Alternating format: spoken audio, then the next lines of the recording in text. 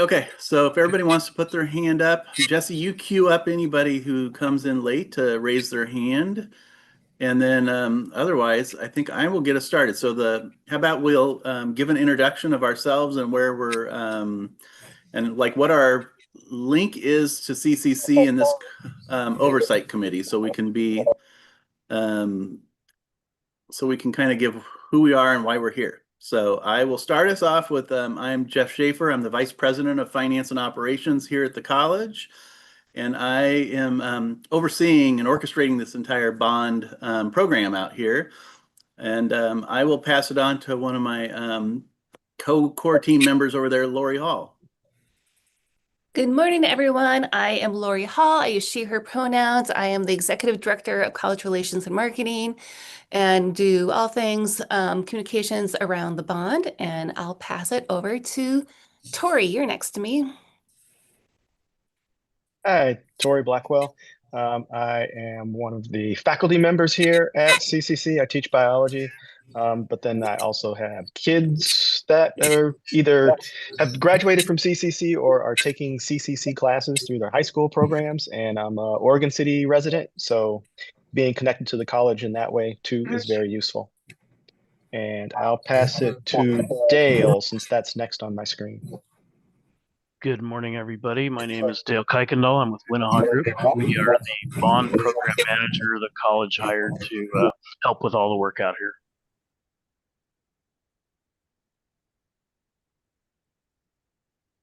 And how about Justine?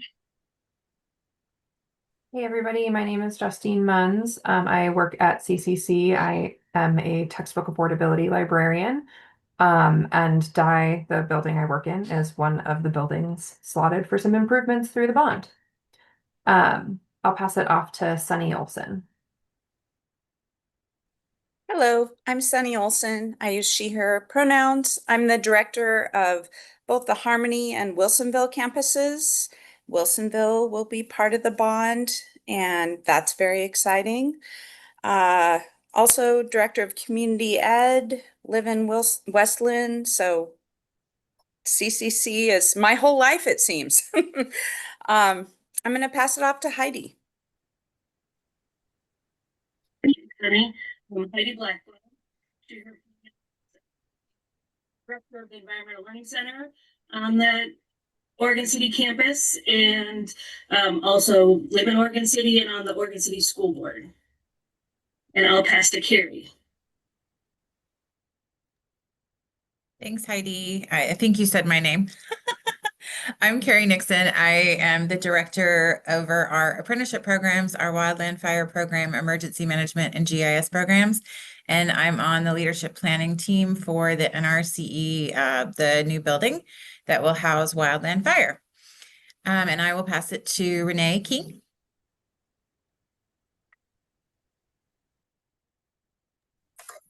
Apologies. I'm Renee King. I am a longtime Providence caregiver, but I'm here today representing as a community member. I live in unincorporated Clackamas County on the east side of the boundaries, the district. And I've taken classes. I have family members currently taking classes, and I'm excited to see all the good work we're going to do. And I'll pass it on to Dana Webb. Good morning, Dana Webb, City of Oregon City Public Works Director. The primary campus is located in Oregon City, and so the college works closely with the city on both their projects and city projects. So I'm excited to get to know more about these projects. I will pass it to Tessa.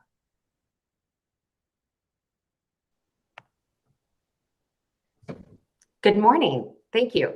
I'm Tessa Donnell. I also live in unincorporated Clackamas County, but I'm over on the west side, closest to the river between Oregon City and Canby. I serve as an elected commissioner for Clackamas River Water.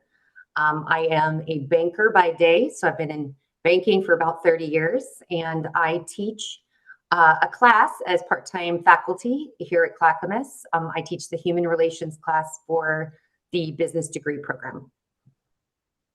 And I'm going to pass it to Lisa Steenson. Hello, good morning. I'm Lisa Steenson. I use she, her pronouns. I'm the executive director of the Clackamas Free Clinic, located on the main campus at Claremont Hall. So we will be sharing a parking lot, probably with lots of construction workers over the period. I also live in West Lynn. I will pass it over to Anne.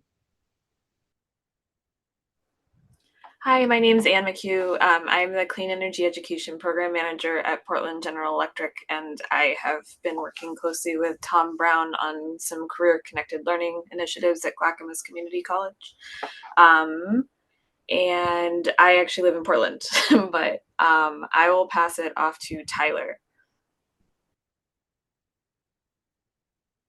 Good morning, everyone. Tyler Nizer, and I am the Economic Development and Tourism Coordinator for the City of Canby. And I will pass it off to Kelly Montgomery. Hello, everyone. I'm Kelly Montgomery, Director of Capital Construction Project Management for Clackamas Community College. I live in unincorporated Clackamas County. I've been in Clackamas County now for 12 years, so happy to be giving back to my community. And I'm going to pass it to, say, Nathan Dirksen. Good morning, everybody. I'm Nathan Dirksen. I work for Dennis's 70s Landscaping and Garden Centers. I have for 38 years now. My current title is CEO. Kind of been in all positions with the company for that many years, but I've been on the Horticulture Advisory Committee for, I can't remember how many years I've been there. And I do live in Clackamas County also. I'll pass it over to April. Thanks, Nathan. I used to work at 70s. I'm now here at Clackamas teaching in the horticulture program and on the committee for the Natural Resource Center of Excellence, which we're deep in the planning process for the new building.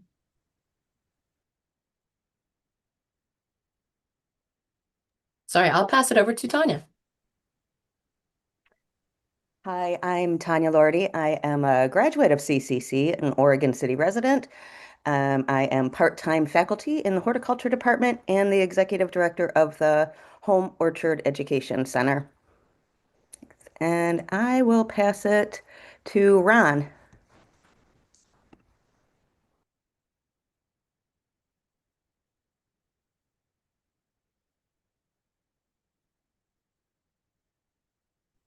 believe you're muted, Ron. Ron Prince, Dean of Campus Services. Thank you for calling me out there, sir. Dean of Campus Services here at the college, and look excited to work on the bond and all the projects that are coming as a result of that. Wade Hawthorne.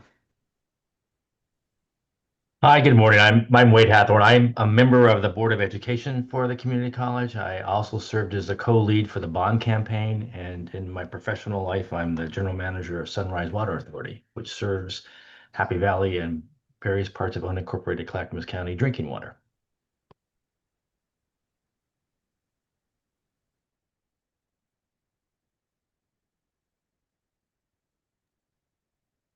I was like, let's go with Kathy Ludwig.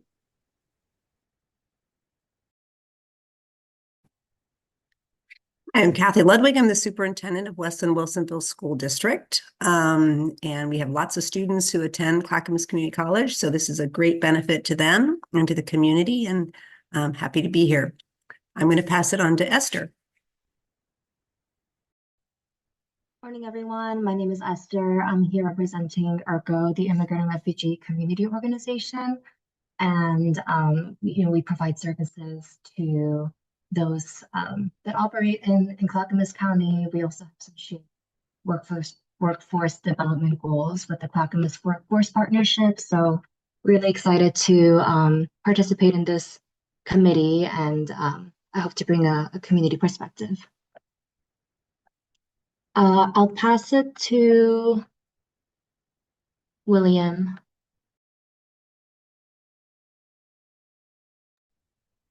I guess I'm the only William here. I'm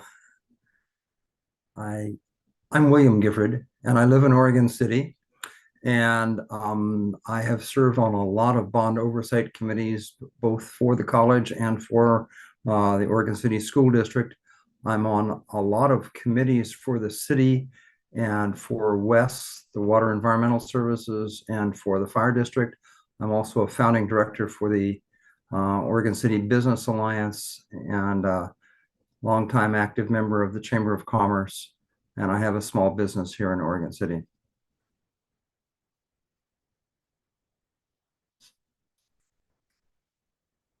Oh, and I'm supposed to pass this along to Doug W. Thanks, William. I apologize, everybody, for not having my camera on. I'm actually on my phone traveling right now, so I will avoid looking at the camera. Doug Whiteley, I'm a division chief with Clackamas Fire.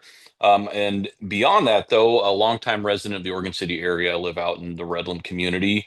And even beyond that, graduated from Clackamas Community College in 2000. So definitely a lot of history here and excited to be part of the group. I will do my best to pass it on. I got to see if I can see the list of names here. Derek Peterson. Hi, I'm Derek Peterson. I'm the Chief Financial Officer and I'm having trouble with my voice today, so I apologize, allergies or something, but I'm the Chief Financial Officer for Rivermark Community Credit Union. And our main administrative office is out here in Oregon City, right next to the community college. And we're just an invested member of the community and like to be able to help serve the community. So that is why I'm here.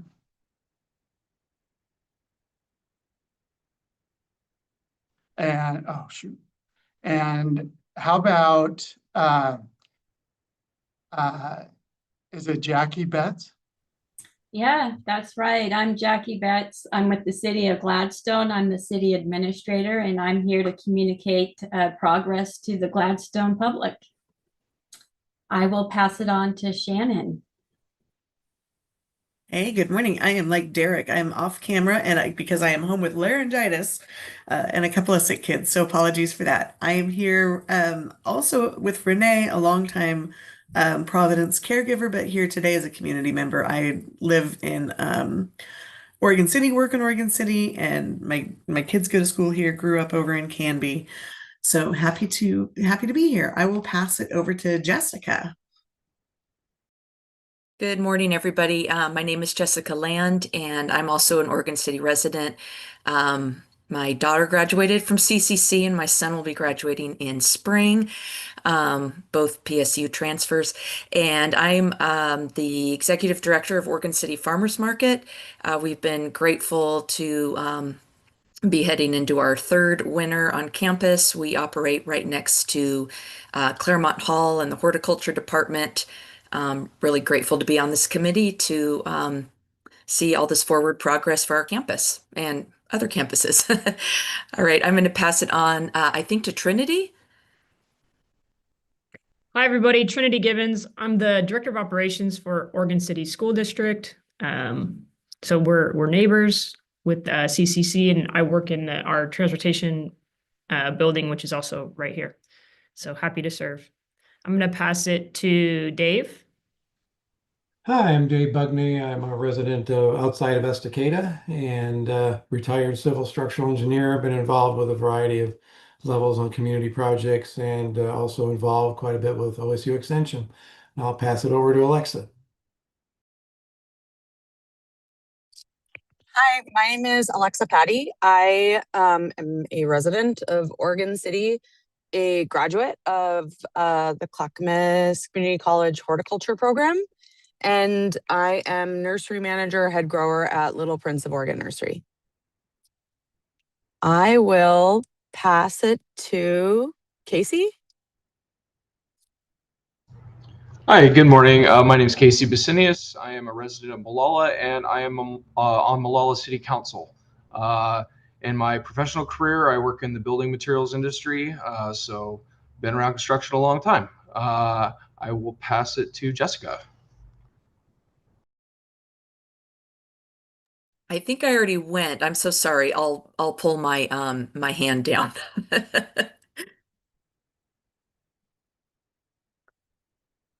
Well, I'll choose somebody then.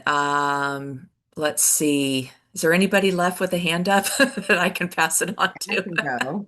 Jessica. All right, excellent. Hi, I'm Candy Ho, Recreation Services Director for North Clackamas Parks and Recreation District.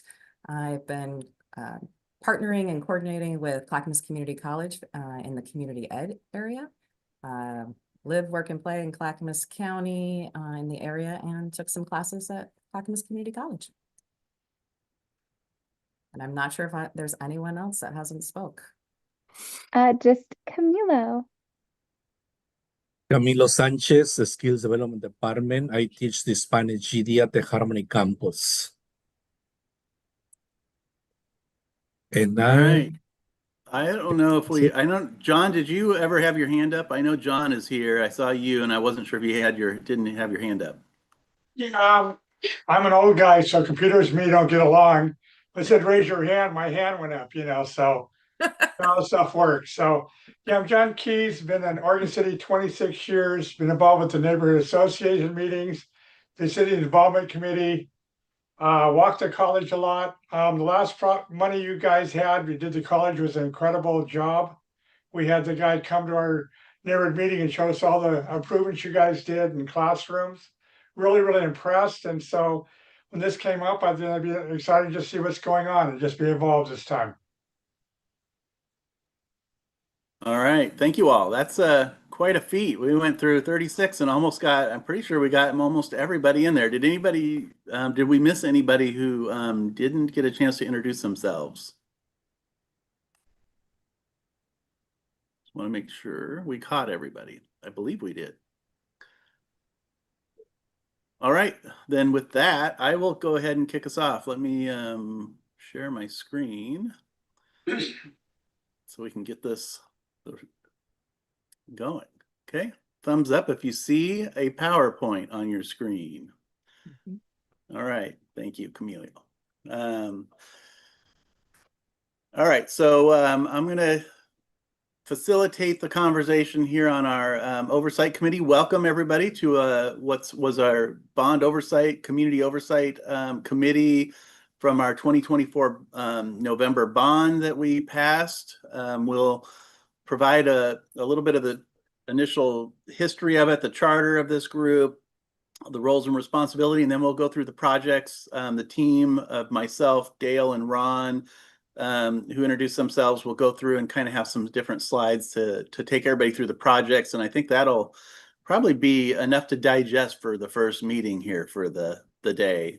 We did also send out the financial snapshot to the group. That's something we're committing to. This group, as every time we meet, we'll send that PDF out, which really is more of like a budget to actuals, like where are we at with each of these projects, what were their budgets, and how much have we spent to date.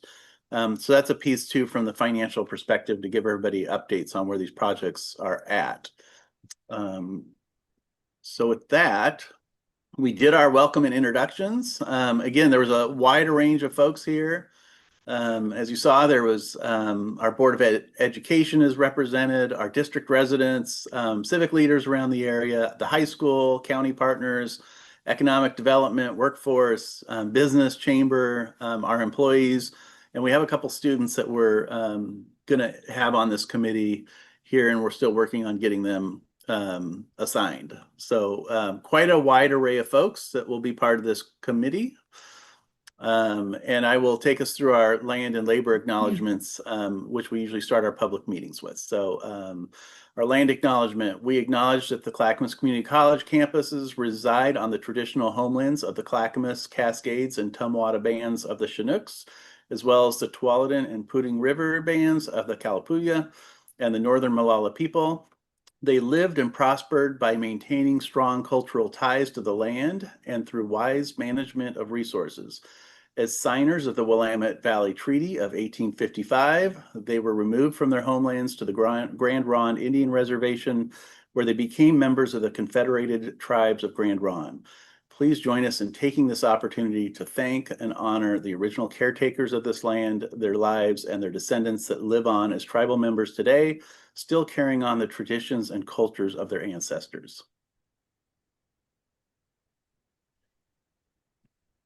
Okay, and the labor acknowledgement. We acknowledge that the foundation and wealth of the United States was built on the forced labor of enslaved African people. involuntary and trafficked indigenous labor, and often exploited labor of immigrant, domestic, and farm workers. Their vital contributions and resilience in spite of violence, terror tactics, and bloodshed are integral to the understanding of our nation's past, present, and hope to what's to come. The prosperity many enjoy today is rooted in centuries of labor extracted under conditions of injustice, inequality, and ongoing systemic oppression. Acknowledging this truth is a step towards honoring those who are denied justice and towards creating a future that is more equitable, inclusive, and humane. All right, thank you for that. And then I did want to give an overview of this committee. So we basically will be talking about what our composition is, what our purpose is, the time frame of this committee, communication involved with this committee, the roles and responsibilities, and then we can have a conversation on co-chairs. Last time we did not have co-chairs, but we could potentially, in our charter, we had the open opportunity if folks wanted to have a co-chair, we will have that conversation. All right, and feel free, just while I'm here, I can see folks pop up a hand if they want to pop up a hand. So if anybody has a question as I'm going through the initial pieces here, feel free to just raise your hand and I'll see it pop up, or Jesse, who's my executive assistant who is monitoring here, she can help keep those questions and highlight them for us. So our composition, as we saw in just a minute ago, where the membership was to demonstrate a balanced commitment to the goals outlined in the ballot measure, which was ballot measure 3-613. And I mentioned these are all of the folks that are part of that composition. So again, thank you all for being here. The purpose of this committee is to provide oversight to the implementation of our bond measure approved by the voters on November 5th. The committee's charge is to receive regular reports on all bond-related projects, to ensure that the bonds projects reflect the community's inputs and needs, to advise on and help implement public engagement strategies, and to inform and engage constituencies, communities, businesses, and civic organizations. So you are really our voice out there about how we're doing on this bond and how we're spending our money. Okay, time frame is estimated to be anywhere about 3 to 5 years. So we're just calling it 4 years for now, kind of on our master planning of this bond. And then we have to spend, in theory, 85% in the first 3 years. So that's a goal, a target. And then we'll see where we're at as we are checking in. But somewhere around 4 years is kind of the tentative plan for this group. Meetings will be held 4 times per year. So we're planning on quarterly meetings beginning this fall. And as to the communication piece, the college is going to be responsible for posting and maintaining an informational web presence to ensure that the public is kept up to date on the committee's and college's efforts relating to this. So we'll have a bond oversight page or a bond page that will be keeping everybody up to date on where these projects are at and what's happening. One note is if you're contacted by the media, please contact our PIO, Lori Hall. That way she can help basically help you with any interview questions or point us in the right direction. And I'll maybe an opportunity. Lori's with us. Lori, do you have anything to add to that or any specifics that you would like to guide folks to on that? No, really, I'm just here to help. So if you need a statement or have questions, keep me in the loop, feed, questions through me. If it comes up, you probably won't be reached to by the media, but if you do, I'm here to help. All right, thanks, Lori. So yeah, if you have a question, and if you have any questions on the bond, Lori is our contact page. You'll see it on our bond website. So if something comes up, say, William, you have a question about the bond next week, not right now, but let's just say you had one next week about how we're doing something, you would just contact Lori and she'll bring that to the team. But William, go ahead with your question now. Really briefly, at the bottom of your screen, you say it shows the Wanaha group. What is the Wanaha group? Good question. Well, that was, I think Dale may have passed through it quickly in his introduction, but the Wenaha Group is our owner's representative. Dale, do you want to give your, I think you would, I call you the owner's rep of the bond. Do you have a different way you want to present your, what you are as your relation to this bond? Owner's rep is great. Our company is about 15 years old. We're a native-owned firm. Our owner is from the Umatilla Confederated Tribe area, and we've been serving public and tribal clients for 15 years, doing lots of educational projects along the way. A lot of civic projects, City, Portland, Vancouver, Metro, TriMet, all of that kind of work as well. We help Clackamas Community College, help procure architects, contractors, engineers, and all of the consultants that are needed to build a project. And we help manage that process. Yeah, thanks, Dale. In many ways, he's really like the bond program managers. They're the ones seeing all the day-to-day activities, monitoring all the stuff, and then escalating pieces back up to us that we need to know about or when decisions need to be made. But they're kind of running that the show of these projects. So good question, William. We probably should have given Dale a little bit more of an intro at the very beginning, since the Wenaha Group is integral to this bond. Okay, so the roles and responsibilities. So the members work with the college staff to ensure that the college is acting as good stewards. That's obviously the main key role here, is you're our eyes of what we're doing. So able to then communicate, serve on a advisory capacity on financial matters, reporting to me if needed for things that come up. You serve to support communication for our Board of Education and the college community. So you really are our voice out there of what we're doing and helping spread the word of these projects, and that we're doing we're doing what we promised to do. And then we will provide regular reports on the projects and provide the quarterly oversight committee meetings to review our financial updates on the project. So that's our commitment to the team. Okay, I'll kick us in on the timeline. So now we get into the presentation of our bond. So a little bit of the timeline here.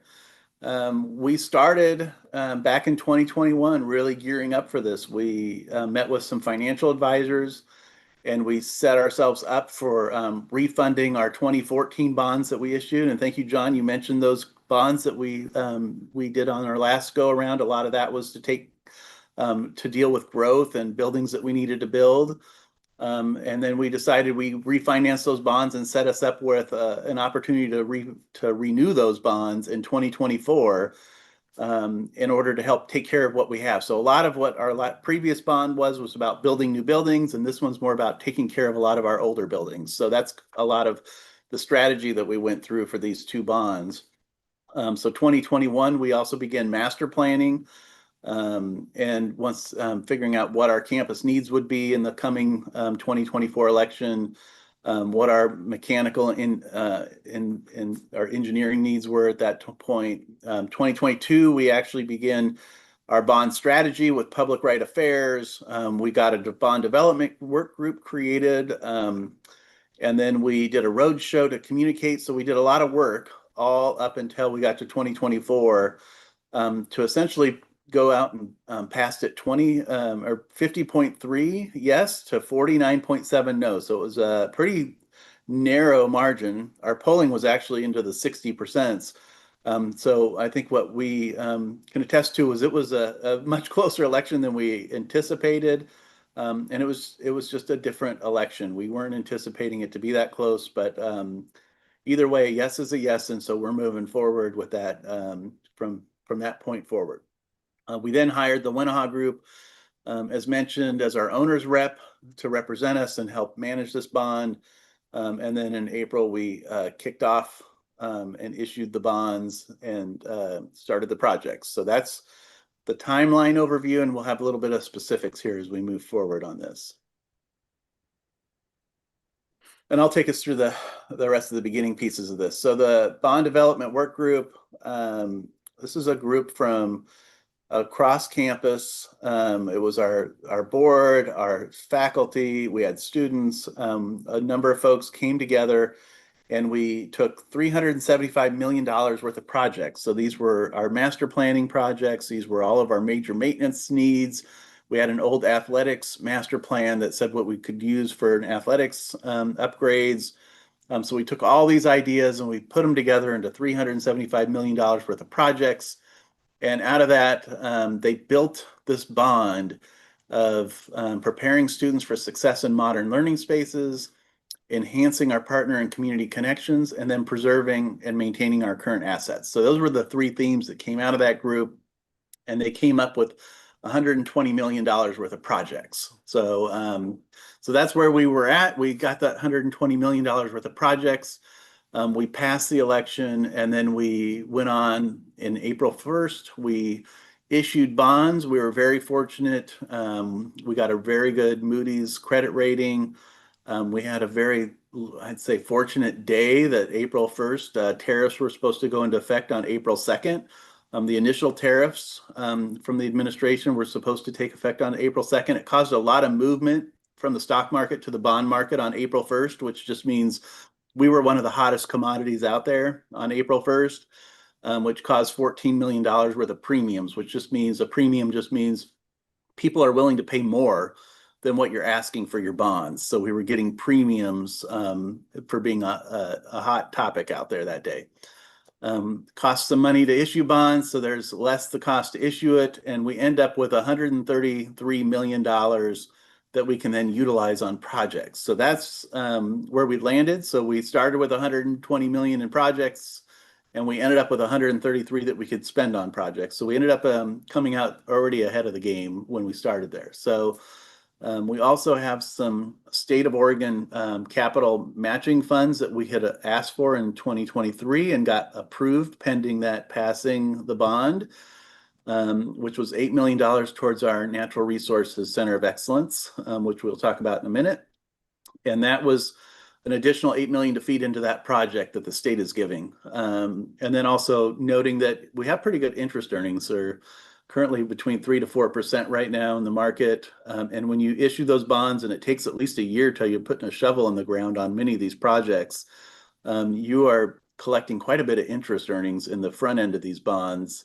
So that's one benefit that we'll have is we'll have a few $1 million of extra revenue coming in as interest earnings that we will then reallocate, obviously, to contingency that you'll see coming forward in the moving oversight committees to these projects as they need contingency funds.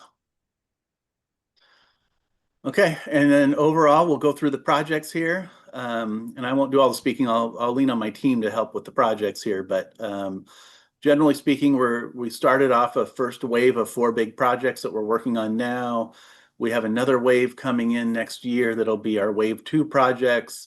And then meanwhile, we have some ongoing pieces, which are more those maintenance projects and other buckets that we're leaning on throughout this bond that we're just doing on the side. So those are some ongoing projects that Ron will speak to in a minute. I'll get us started on our wave 1 projects. Here's one really exciting project. It's our keystone project of this entire bond. And again, if you have questions on any of these projects, these would be good times to raise your hands as we're talking about these, because we're going to go through project by project here. But the Natural Resources Center of Excellence was, as April mentioned, was a project that we're working on right now with that group out there at Horticulture, Wildland Fire. They are going out and building this with our OPSIS, our architects, so what this would look like. We have the OSU Extension that's partnering with us. They're currently up at the Red Soils campus off of Warner Milne. For those who are familiar with the OSU Extension, they're like a community ed branch off of the Oregon State University, and provide a lot of similar natural resource type of programs. They want to partner into this building with us, so they are adding up to a little over $15 million to this.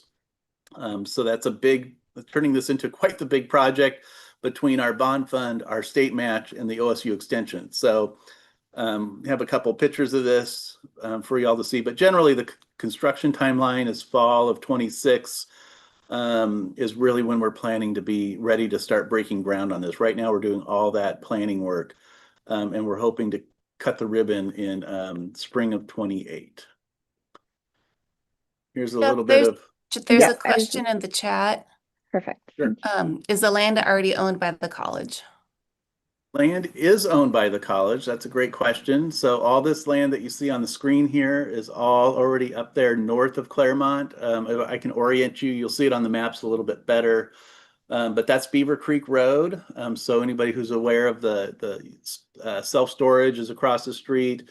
Currently, we have one green building. I think it's right about here if you can see my cursor. There's a green storage building that we just have sitting out there in a little turnaround loop. Sometimes you see somebody out there throwing a ball to a dog. That's about all it gets used for. So it's a pretty open space on our campus right now, just north of our Claremont site out there. Good question, though. Here's a little bit closer view of that. So you can see Beaver Creek Road right before the light. The building plan at this point is to be right along the Beaver Creek Road edge, and then come in with a work yard that would be greenhouses and hoop houses and all the different work yard pieces for our horticulture and wildland fire sites and all the storage sheds and everything out there. And then you'll note that we haven't had a lot of parking space. We're utilizing a lot of that site, and especially there's a couple of big trees out there that are old historic trees that we're maintaining under this particular build. So with this design, we're keeping a lot of those older trees, which allows us, which causes us to not have quite as much parking. So it is one of the things we're talking about. How do we make sure we have parking over in the green lots on the south side to still accommodate when this building's full?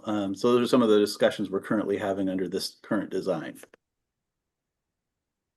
A little bit of a snapshot of the building here is you'll see, I don't expect you to get specifics, and I don't think we're at the point where this is even, this is still pencil and not ink at this point with our architects, but a concept would be a central lobby with OSU extension off to the right, and a tree climbing center would be kind of like a nice visual effect or a visual element to this building that would be on the north side of the building. So as you're coming south down Beaver Creek Road, you'd see that climbing center there on the end of the building as a two-story climbing complex.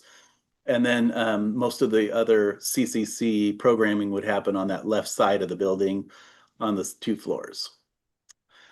Dale, I think that's about all for that project. Do you want to add anything? Do you have anything to add on the NRCE or any questions that anybody has on the NRCE? That's one of our big projects, so I didn't want to skim over it too quickly there. I'll just toss in that we had a really good competitive RFP process to select architects and then also the contractor. The market is pretty hungry in this region. We had like 14 proposals for contractors, and I think it was 10 proposals for architects. The contractor is deeply involved now, and they'll be helping us with budgets and schedules and systems analysis and all of those good things over the next year before the construction starts. Swinnerton Builders is our contractor, and Opsis Architects is the designer. All right, thanks, Dale. Yeah, and Swinnerton, for anybody if they're ever down in Salem, Swinnerton finished recently a similar type of ag building complex out at Chemeketa. So so it's a good example to see what an ag building that this contractor has built previously. Any other questions on our large Keystone project here before I move us on to the next one?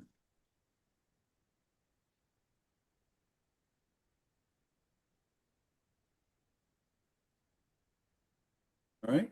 Excuse me, Jeff. Yep, go ahead. The services that will be provided in this facility, are they new services? Are they being provided somewhere else on the college campus, or is this all brand new? This is existing. This is existing. So it kind of falls to that when I said we're taking care of our older pieces and not expanding per se on a lot of these projects.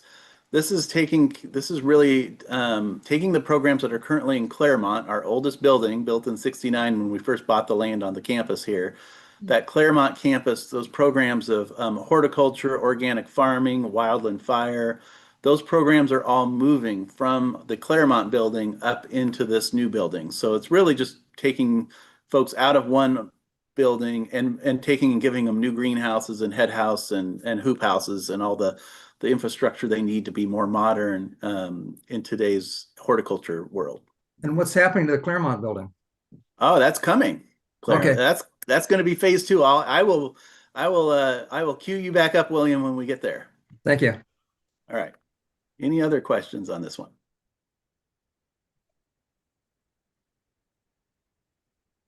Let's see if I can get back on my PowerPoint. There we go. Okay, and the next project is our Douglas Loop walking trail. So this is a walking trail. As you see, it's maybe hard to read.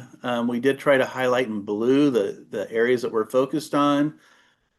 So we already have a fairly decent trail that's on the southeast corner around the blue lot, around Barlow. That will maintain most of that. We may do some crack sealing, making sure it's just well maintained and ready to go. But where it picks up is right around where Jessica mentioned, around the farmers market out there by the parking that you have right along Douglas Loop on the opposite of the ball fields. We're going to start that, continue that trail around right. We're going to keep it pretty curb tight on the outside of Douglas Loop. So it's going to be a walking trail that'll go along. We will add an extension that goes along the green lots and out to Beaver Creek Road. And then we'll continue it right along the ELC area outside the loop. And then you'll see it pick up right across from the track on the north end. It'll tie into a trail that we already have up there. So we're just going to improve that existing trail that's up on the north side field up there. But that's where it'll tie in to the loop. And then it comes across down by our Family Resources Center. This is where probably the most dramatic pieces of this will happen. Currently, if you were to try to walk this trail today, you would end up right up going along our FRC and through the FRC parking lot and down almost close to 213. It's like a crosswalk that's literally about 100 feet from where people come in off of Highway 213. We're going to shift that up to where that where the loop is and make an actual crosswalk that's a more of a safe crosswalk. And we're going to keep this curb tight along the loop side there. And then also by our transit mall area, we're going to keep this curb tight. Right now, there's nothing up there. So if you were trying to walk from this area up towards the transit entrance here, there's nothing up here. The trail is actually, there's a trail down closer to 213 in the lower area of the field down here. But we're going to keep this curb tight, and then it'll of course join in down by Desjardins down here on the south with the existing trail that's already down there. So this is the loop trail. I think I saw a comment pop up. Yep, you got about 3. Okay. And then I did want to mention and thank John of the Caulfield neighborhood, who's part on this committee that's been working with us closely on this. And so we've had some good partners working. And I think there's even a couple others folks. I can't remember who all's on that committee, but we've had a committee working on this trail, and it's really had a whole lot of different options to it. And we landed at this current design, and it's been really exciting to see it where we landed with it. So what are the questions there? Go ahead. So it looks like Dale answered one, but Jessica said, will ADA access to Green Lot 1 still be available from Douglas Loop South? And Dale said yes on the ADA access. I don't know if there's anything you wanted to add to that. And then Renee said, what will the distance of the loop be when it's done? And Dale also answered, so 2 miles. So I think 2 we're mile good. loop. Yep. And one of the things we're working on, we actually worked with the committee. Do we do mile markers? We weren't sure. The biggest problem with mile markers on this is there's no actual starting point. It just depends on where you park. So it's what's mile 0? That became the biggest topic of conversation with this whole thing. So I think what we're planning to do is more of like maybe 2 or 3 signs that say what the loop is, what the distance is around the loop, where you're at on campus, those types of things. So people can kind of orient themselves with more of a sign that gives the statistics of the loop and where you're at, not as much about you're on mile marker, 0.3. So that's what the group is working on actually right now, is getting some of those specifics. And do we want benches in certain spots? And do we need a drinking fountain at a certain spot? So those are the things that the group is working through right now. Dale, I don't know, do you want to give any specifics on the timeline or where we're at with that? Sure. And I will add, there is a drinking fountain scheduled to go in near the top end of the loop there, near, north of the track. The design is zeroing on completion. We hope to put it out to bid before the holiday season, and then bid it mid-January, and take it to the board for approval in mid-February. So construction should start, February-ish, and it should be just probably 3 or 4 months worth of work to get the project done. We expect good response from the community. Lots of interest in the project. Yes, this is an exciting one just because it really doesn't take 2 years to build it. This one should be by spring. We should have a loop out there for folks to check out. Yeah, William. I started to type it in, but it was too much of a question.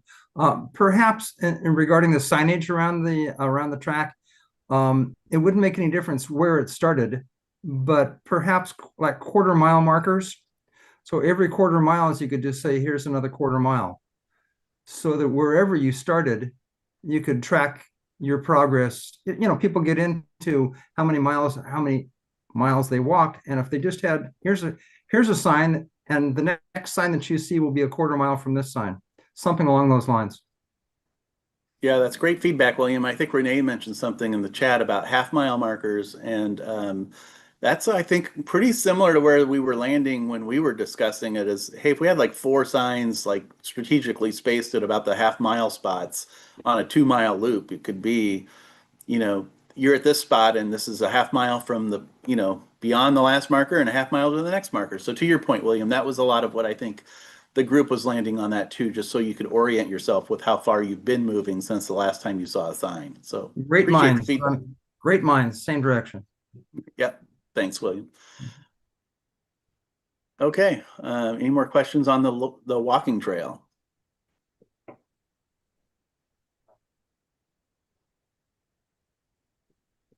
I'll move us on then. So to the athletics field, this is a $17 million budget. We're also actively pursuing donors for this project. There's always a lot of potential within athletic fields of naming rights or a jumbotron and things like that. So we've been actively looking to see if there's other opportunities beyond our $17 million of bond funds. And I'll show the video, and then maybe Dale, I'll let you take us in beyond that. But we have a little rendering here of what you can see as we come up over the track. You see the new synthetic soccer field. We've got the grandstands that we can hold graduation and other community events at. And then there's an upper promenade up there behind the grandstands where that can connect up to the yellow lot up there. So that's our big plan for that project, and it's a pretty exciting project. We also have a rendering on the next screen. But Dale, do you want to take us through the timeline of this one? Sure, Jeff. Yeah, that next slide helps. This one? Yeah, good for our overall orientation. I will note that this is a preliminary drawing. The grandstand, for example, is evolving into a singular roof that's more centered over the structure. And that roof will cover about a third of the seating. It wasn't ever intended to cover the entire grandstand. That would have been a pretty monstrous structure. Currently, the softball and baseball fields are being prepared. They're taking out the existing surfaces and getting ready to install a drainage system. Water control is super important for these synthetic turf fields. Both of those fields are scheduled to be done to allow most of the games in the coming season. So right around the 1st of April is when they're scheduled to wrap up.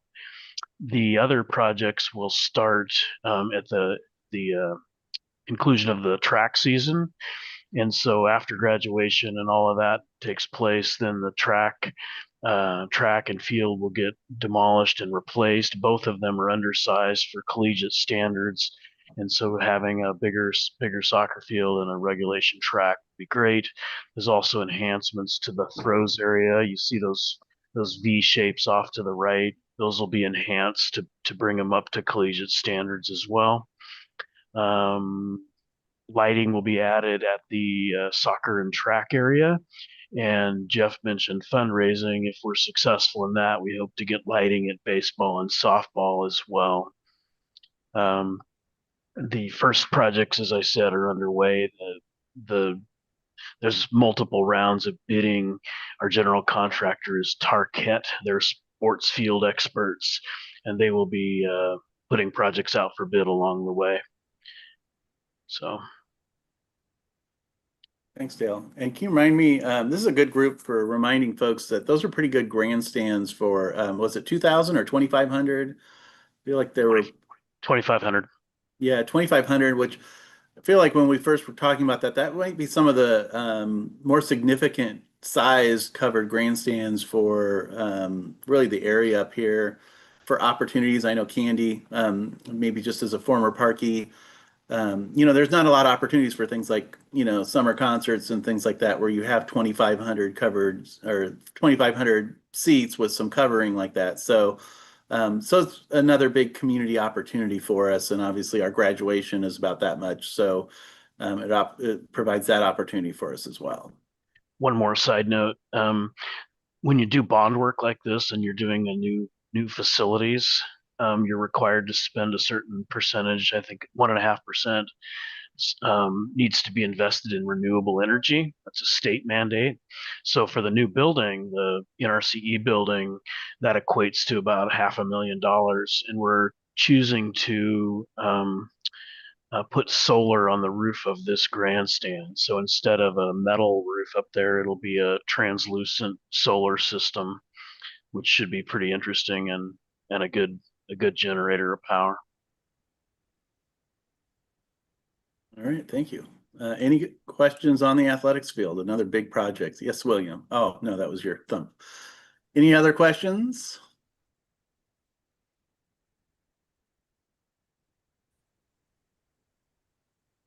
All right, not seeing any in the chat, so I will move us on to our fourth project of the beginning. Okay, maintenance yard improvements. So this is another taking care of what we have. We have a very old maintenance yard. They never, for those who are in the know, maintenance yards don't tend to get a lot of love of your general fund money, so they tend to just make do with what they have. But we were able to get some money out of this bond to help with our maintenance yard. Ron, I don't know if you have anything you want to share about this project, but I know it's $4 million, and another one we're currently in design with, and we're planning on getting it started next spring after bids come in here, and hopefully done by fall. I know, oops, sorry. Ron, did you have anything to add to this one? I know this is kind of one of your projects. Sure, Jeff. Or Thank Kelly. you. Sure. Yeah. So as a result of having to tear down our current building over where NRCE is going to be built, that's for our surplus and storage area. We're going to be building 2 buildings as part of this project. One to supplement that building that's going to get torn down, and then another building specifically is going to be for our grounds crew.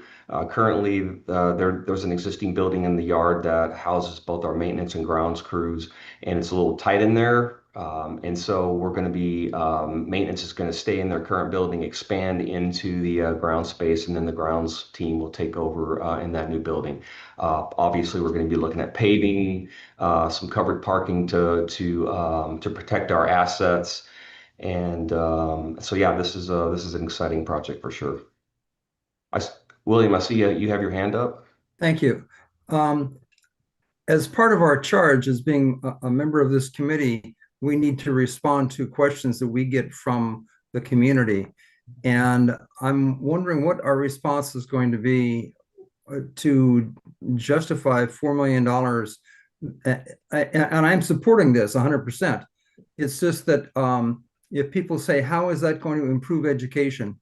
How is that going to be going back to the purposes of this bond? How do we justify that? Yeah, I think it's a great question. Really, again, the focus of this from our bond development committee was how do we take care of a lot of the assets that we have or that are old and aging in order to make them modern or at least in a better work environment. So I'd say in this case, it's a great example, that one building that Ron mentioned that's the grounds building there. I mean, when you look over there and go next to one of those buildings, you'll see like mice running out from underneath it, right? So there's literally, these are old buildings that have issues that we're mitigating on a regular basis. So this is a better work environment for our employees. It's safer buildings. They're not trying to make do with table saws in the corner of a room. I mean, so there's a lot of improvements that happen that aren't as noticeable necessarily to the public, but from a perspective of a liability standpoint and a work morale standpoint, we're building a nice maintenance yard for the folks that have been making do with this. So I think that's how I would message it, is we're really taking care of the stuff that we haven't done a good job taking care of for. Well, perhaps it's a perspective of sharpening the tools that we need to maintain our assets.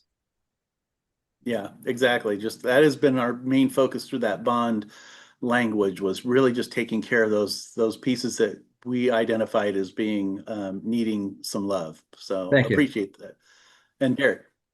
I was just curious, is there language, and you might have already discussed it and I missed it, but what was the language of the purpose of the bond? Oh, boy. Was it just for education, or was it broad enough that these things would just be naturally incorporated? Yeah, I mean, we definitely incorporated all this into that language. It is a great question. I hadn't thought to actually take the bullets because we divided it into, I believe, 5 or 6 bullets. Lori might know it. And I don't know if you even have it handy enough to copy and paste, because it's in a pamphlet on my desk right next to me. Yeah, But what we did is, I'll find it, put it in the chat. yeah, because we did have the actual bullets that were like, here's what you're voting for. You're voting for the preservation and maintenance of our aging infrastructure, our buildings, which gets to the point William said, is we specifically targeted, we are going to do some major maintenance and take care of some of these old buildings that we have. We are going to build the Natural Resources Center of Excellence. We are going to build a walking trail. So a lot of what you've seen so far, the athletics field, are specifically pulled out in those bullets. And then there's obviously a little bit of ambiguity on some of those, where it's like maintaining your aging assets could be the IT infrastructure. It could be, other pieces like that. Safety, security was mentioned. So there's a lot of, what's safety and security. So there are elements, but it is probably important for you as an oversight committee to know, like, that is what people voted for. And that is what that is the lens you're using on a lot of this. So I appreciate that. And Lori will get that, and John, I'll go to you. I raised my hand. I'm proud of myself. You look what it costs to buy a pickup truck nowadays. It costs to buy a piece of equipment. In the long run, this is going to save a lot of money, even though you talk to people, things get damaged, and the better we take care of our product, the better it gets out of outdoors into a building and maintained. We're going to be better off financially in the long run. It's just a great investment to help the college to keep their costs down in the future when we continue forth. Yeah, thank you, John. Preaching to the choir on that, as somebody who kind of has done a lot of financial management and reserve management and asset management. This is a big piece of this bond, is to help take care of those things that otherwise eat into your operating funds. So it allows us to focus on teaching and learning for our operating funds, and use these funds to really have good assets at the end of the day. So appreciate that. Yeah, April. Yeah, I would just like to add, and and a lot of people don't think of this, but in natural resources, so we have, horticulture, we have wildland fire, we have an arboriculture program, we have the organic farm. We're, a lot of our classroom space is outdoors. And so having that strong relationship with grounds and folks that care for our campus is really important to us. So I'm really happy to see the maintenance yard improvements and, to support them in that way because they support our work and what we do. And, we have a collection of close to 300 plants that our students have to learn within a year. So, taking care of all those plants that we need to be able to teach our students is really important. All right. Thank you. And I'll move us through our next phase. I see we're got about a little less than a half hour left. So I will move us through our next projects, which we don't have as much. We haven't started many of these projects, so we are just going to kind of highlight them for you at this point as things that will be to come, and we'll be speaking more of as we start fleshing these out. So McLaughlin Hall renovation was originally about a $16 million master plan. It got approved by our bond oversight or our bond development committee and our board at 8 million. 8.25 million. We haven't really specified yet what that means. So if it's not quite the full master plan, what elements of McLaughlin do we want to upgrade? So that's coming. We'll begin that planning at the end of this academic year. Construction tentatively planned for 27, 28, somewhere in that realm. Similarly, kind of we're tying these two together. Dye Learning Center. Again, was about a $6 million master plan project that only was given about 50% of the budget in the bond allocations to see what it can do. So we haven't specifically decided what elements of DIE we're going to work on, but we're working with a stakeholder group in that building that currently has our library, our tutoring center, our skills and adult basic skills out there. So we have a wider range of folks who are in that building. So we'll be looking at what that looks like at some point later this academic year. We'll begin that planning process. And again, construction probably is going to be headed down to somewhere around 2027, 28. Also in that general area of our quad, so around between our older buildings and the central area of campus, we allocated some funds to do upgrades out there. We haven't defined exactly what that will be yet, but obviously some improvements to the area, maybe some modern amenities for our students and some areas of for them to feel like they have a little bit more of a modern quad area to do their studies in out there in the middle of our walkway and quad. Again, that's around that same timeline. Somewhere when we're working on those other buildings, we'll probably take this out to planning and construction out in 27, 28. And this is the area that was identified in that master plan. It's just that this is the walkways that we talked about. So this is our quad area is right in the middle. McLaughlin is the M, Randall Hall, the gym is the R, Barlow is our automotive and offices here is the B, and then the welcome center is the WC. So we're talking about that area all kind of between all those buildings, and the walkways generally right adjacent to all those is where we'd be working on that core area. And then another Wave 2 project really is the whole south side of Claremont. We talked about what happens to Claremont after we vacate the Hort and the Wildland Fire programs out of it. Well, we're going to start working on some of those in Wave 2 as that comes about. So you can see one part would be welding is in our training center building right next door to Claremont. We have a small budget for that to expand the welding lab spaces into our current water environmental technology lab, which is known as the wet lab for water environmental technology program. It'll shift into our natural resources area up north of Claremont, which frees up the ability to expand welding into that building. Likely we'll do some parking lot improvements in that vacated space and the garden areas out there. And again, we're planning this somewhere after we're getting closer to knowing what the NRCE project will look like and when they're moving out, and we get closer to that piece.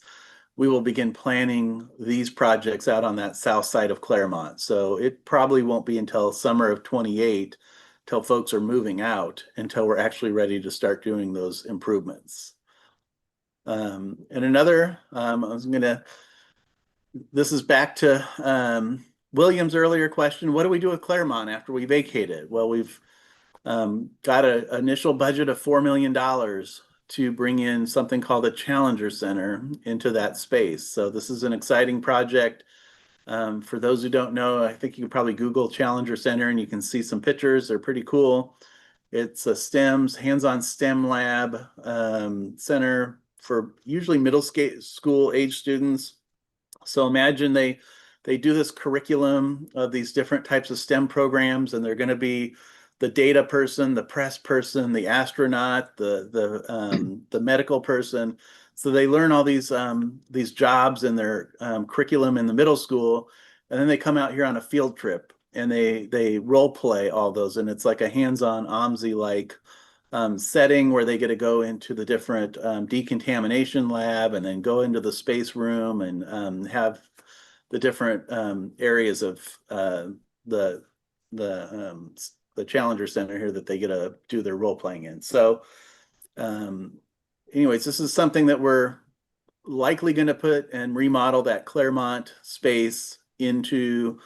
And at this point, we would have the free clinic on the one side of that Claremont, and then the other side would be this Challenger Center.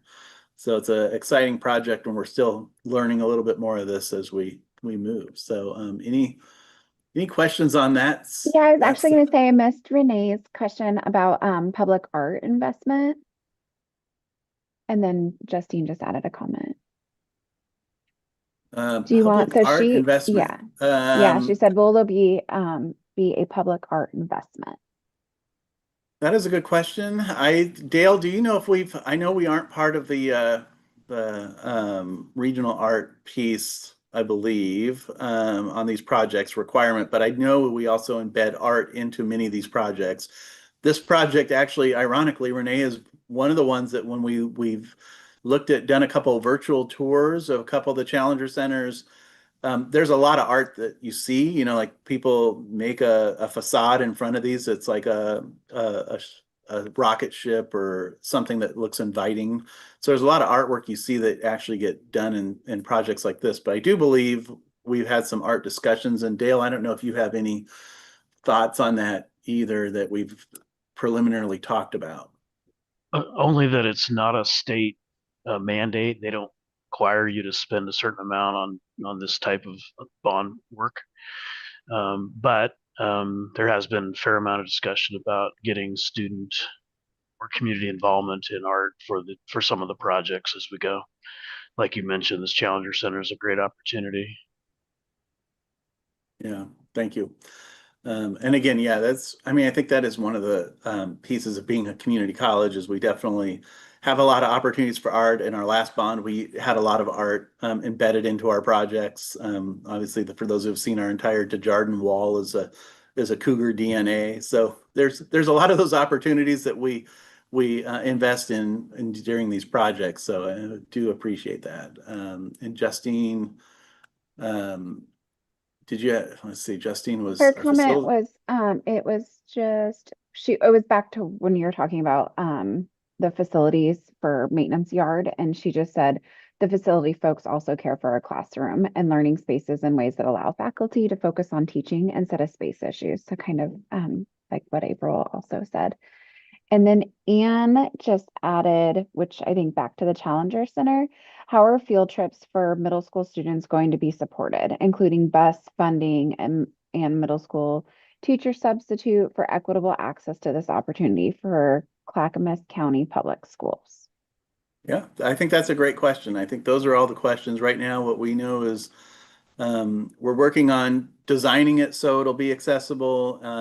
And we're, like I mentioned a little bit on that previous slide, that we're planning on trying to make sure that we have adequate parking and bus turnaround and bus parking. So we're trying to think through proactively, like all the pieces we need to know as far as funding for the middle school, pieces of that, that'll be the pieces that probably start coming once we work on like, okay, what's this actually mean? Who's going to operate it? How are we going to operate it? As a third party? Is it in-house? So I think there's a lot of those pieces that start coming with the planning process. And since we haven't even launched this, I think our planning process is set for 27, 28. So we're a ways out from even really getting in knee deep into what's this mean for us. We will have our stakeholder group, and we'll be working on a lot of those questions, Anne. But I think it's a good point to bring up all the different elements. It's not just build it and then hope that those who can afford it can come. We want to make sure that we're serving the whole community if we're going to do something like this.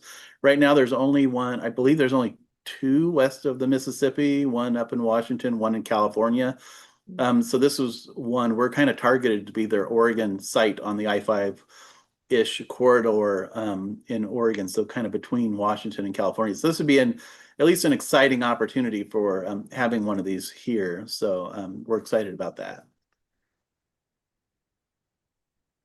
All right, any other questions on the Challenger Center or those sites out there?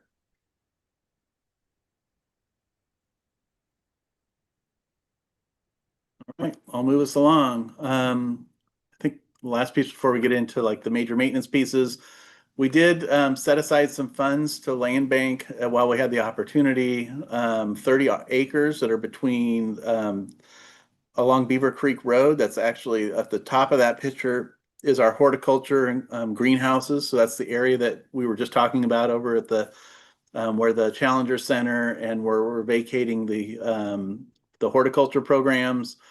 We purchased the land south of it, total of 30 acres, 11 acres in 2022 that we put on an interest-only loan, and we paid that off with this bond. And then we had 19 acres that's between that property almost all the way to the high school. So we own a large chunk of swath of land between the college and now almost all the way to the high school parking lot. There's a small strip of a house that's still right there next to the high school parking lot. It's about 150 feet wide. But most of that spot between Claremont entry to the school down to the high schools, now land bank for future use. So we don't have an immediate plan. There's a lot of power lines on there and other infrastructure we would have to work through. But at this point, we wanted to make sure we had that as a potential future use for the college. And this was our opportunity to do that since those were all going up for sale over the last couple of years. All right, and ongoing projects. So this is a couple of ongoing projects we have. Ron, do you want to take over a couple of your pieces here on the major maintenance side? You bet. Thanks, Jeff. As this slide shows, we've got about $20 million for deferred maintenance. We just are wrapping up about a $2 million roofing project on the Wachino Welcome Center. Also in the process of utilizing existing MEP mechanical electrical plumbing master planning that was completed in 2023, in addition to building envelope and roofing study that we are going to utilize all this data to kind of comprise a list of these projects and prioritize them accordingly. The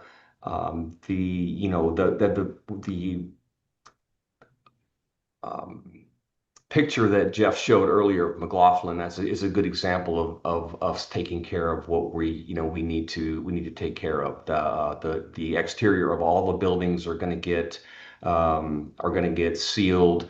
Roofing is going to get replaced and or repaired. There's a number of roofs that were identified to have leaks, and so we're in the process of getting all that major maintenance dialed in. For reference, there was an existing list of over $100 million worth of projects, deferred maintenance, and we're using that list as well. But because things have grown and priorities have changed, we are still in the process of developing that. William, I see you have your hand up.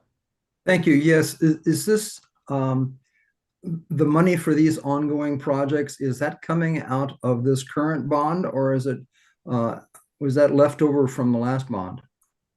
That's from the current bond, yes, sir. Jeff, Okay. I don't know if you can speak to anything on the last bond or not. We actually didn't have a ton of major maintenance dollars in the last bond. I mean, really, the strategy, William, was we built that last bond to have a cliff, so we could renew that bond, or a portion of that bond to renew back at that rate to do more of the major maintenance side. Since we focused on building the Harmony West and building the Industrial Technical Center, we built the Jardin Science Center, we built the Welcome Center. So we built those big buildings with that last bond, but we didn't have a whole lot of money after all those buildings to take care of what you have. So that's really was the focus. Was this was almost like the next wave of 2024 bond was to really come in and take care of some of those older buildings. Oh, that makes a lot of sense. Thank you. And Justine Good has her question. hand up. Yeah, thanks. For the deferred maintenance, if any buildings that are getting construction through other projects like Dyer McLaughlin need any of that maintenance, is that work likely going to happen when the building is closed already for that other project work, or is that sort of like ongoing identified at other times? Yeah, so for now, there's, the idea that, like, for McLaughlin specifically, there's some HVAC concerns. We're gutting that entire second floor of that building. We're going to be looking at upgrading the HVAC, and that's kind of a deferred maintenance thing that we're going to be pairing together. That's a good question. Other than that, we're going to try to group these projects so that they're completed efficiently for sure and least impactfully. Go ahead, William. Yeah, sorry, I've got another one thanks to that comment. So I'm imagining that any new buildings that we are building in this current project, we're not doing the same strategy of building a cliff where we're going to have to have another bond to maintain it. Is that included in this bond to maintain what we're building in this bond? That's a great question, William. I will say the idea, I think the idea is you usually try to build, I mean, you build something, maybe it's 15 years out, that should you need to then go back out and do some kind of renovations or some kind of remodel, there's always a spot, and you would rather renew what you're doing rather than start with new money. As we know, it's always difficult to pass a bond measure, to ask the voters to do something brand new that they haven't been paying previously. So I would say no CFO would be doing his next generation justice if we didn't build some kind of cliff out there in the next 15 years. So, there is an element where I built in a cliff out in the outer years. Nothing in the immediate future. These new buildings shouldn't need a lot of work in the immediate, headlights. But yes, we do build something, and we don't know what that means. That could be a new master plan to go out and see what the true biggest need is of the community college 12 years, 15 years from now. So that's kind of the way we strategize that in long-term planning. That's fine. I'm likely not to be here, but it's nice to know it's in good hands. I will add to that comment, Jeff, in that, William, we are being very mindful of designing these buildings to current design standards and energy conservation standards. But I'm also being very mindful with trying to have equipment that is specced out in these buildings that does not require high maintenance. Good job. Thank you. All right, I'm going to move us through here. If you want to talk through energy efficiency, and then I'll move us through the final pieces so we can get through our 9 minutes and have some time for Q&A. Sure, the You energy want to talk through efficiency. this one then? Sure, the energy efficiency and central plant HVAC decentralization are projects that are kind of pairing together per se. As a result of decentralizing, we're going to gain a lot of energy efficiency. We're also working on a lot of projects to get rid of old pneumatic controls. We're also working on LED lighting upgrades, lighting controls upgrades. Partnering with Energy Trust of Oregon to utilize incentives. Truly with this bond, we want to do more with less. So leveraging those programs with Energy Trust is going to help us, decide what projects we need to prioritize that are going to bring back the greatest energy conservation returns as well. Ron. And as you saw, so we had 20 million in major maintenance, another 11 million here really focused on those efficiency improvements. And then here's another 5.5 million that we have for safety and security upgrades. Most of the safety security will be cameras and access control. We still do a lot of physical keys on our doors around our campus. We're trying with our newer buildings that we have built to have access control, so we can control who enters and what times those are open. So we're working on getting more of those out to all of our buildings, along with cameras around all of our different parking lots and buildings. And technology, we definitely have a lot of infrastructure needs in our IT side, our labs, our servers, our switches, expensive equipment. So we are planning to upgrade our system as well. So those are some pieces that we're focused on giving some buckets of money out of this bond for all those infrastructure improvements. And then Justine not Justine, sorry. Anne in the chat said the state of Oregon, the energy public purpose charge, SB 1149. She just want to make sure we're aware of that program, or asking if we're aware. And then also wondering if we're pursuing Drive Change or Renewable Development Fund or similar grant programs to add resilience infrastructure, solar plus battery, if that makes sense, or if it makes sense. Yeah, and I think, Ron, do you know, we're working on all this with our ODE contacts. So, I mean, one thing about having a large bucket of energy efficiency in a bond is we're working closely with some of our folks on all these different options. And again, because we have a 1.5% requirement to spend on energy efficiencies that are very specific, I think, to solar and battery. We are working closely, Dale and Ron, with those groups to help guide us along in that work. And then William just asked if we had drones. Yeah. we have, I think it's mainly with our wildland fire. And then of course, Lori's team with our own, that's more of our own PIO and our own pitchers for things on drones. But generally speaking, yeah, drones are more for the wildland fire and other folks programs that use drones around campus. And we're working on our drone policy because that's a growing piece here on our campus that we're trying to tackle. Not necessarily bond related, but it's a whole different topic. All right, let me move us on here so we can get through any time for other Q&A.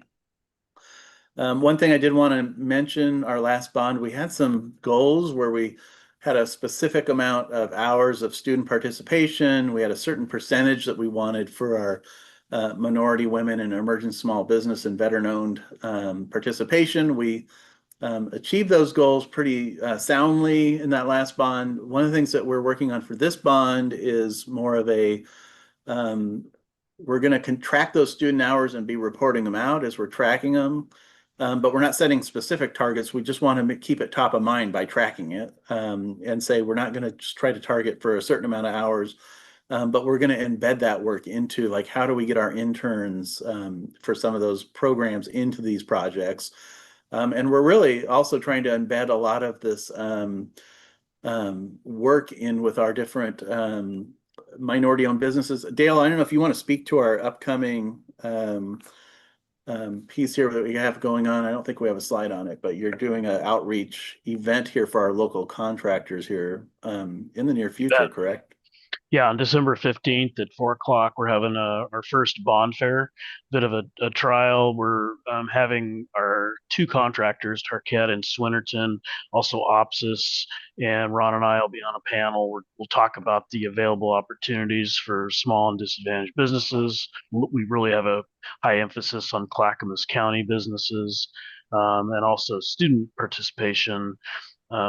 So that event's coming up on the 15th. If anybody's in the area, you're welcome to pop in and see a similar presentation, more tailored towards opportunities. So it should be a good event. Also, Kathy added into the comments, she said, thank you, Jeff and team, for the thorough overview of the bond timeline and projects. You may have mentioned it and I may have missed it, but wondering how you are allocating the premium funds since interest is going towards contingency. Yeah, I will say most of that went towards contingency as well.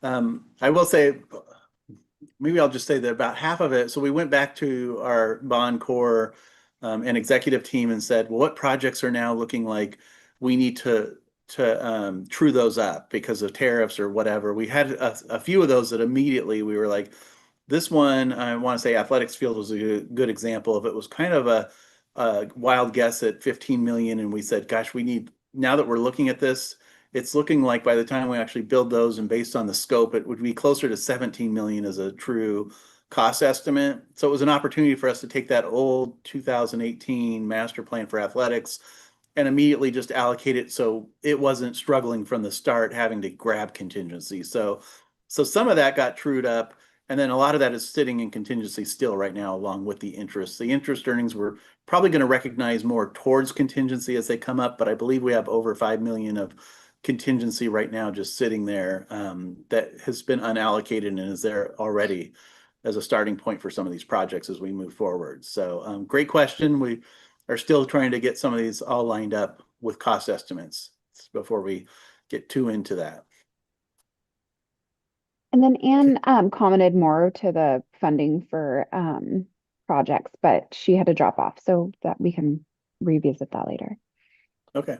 Yeah, and we'll always, the next meeting, think about your questions. This was more meant to be like that initial kickoff to spur your thinking and see the projects. And when we come back in a few months, we can go through, and I think we're at the Q&A side here anyway. So, and at the end of our time, but this will be an opportunity for you to think of any questions. Be sure to send them in to Lori and we can respond back to the group or to you on any specific questions, or bring them to the group if you want to have a joint discussion on a question.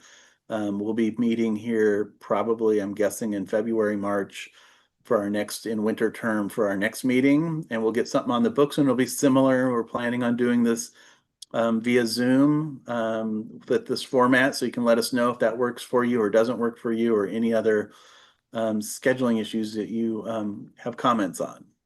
So, and Sunny asked, will we be talking about Wilsonville in the next meeting? Oh, I left Wilsonville off of this. I apologize, Sunny. It was like the next wave, and somehow I left it off of my slides. I definitely, Wilsonville will be added, and I will dive into Wilsonville. Maybe we'll know more by the next meeting, Sunny. Sounds good.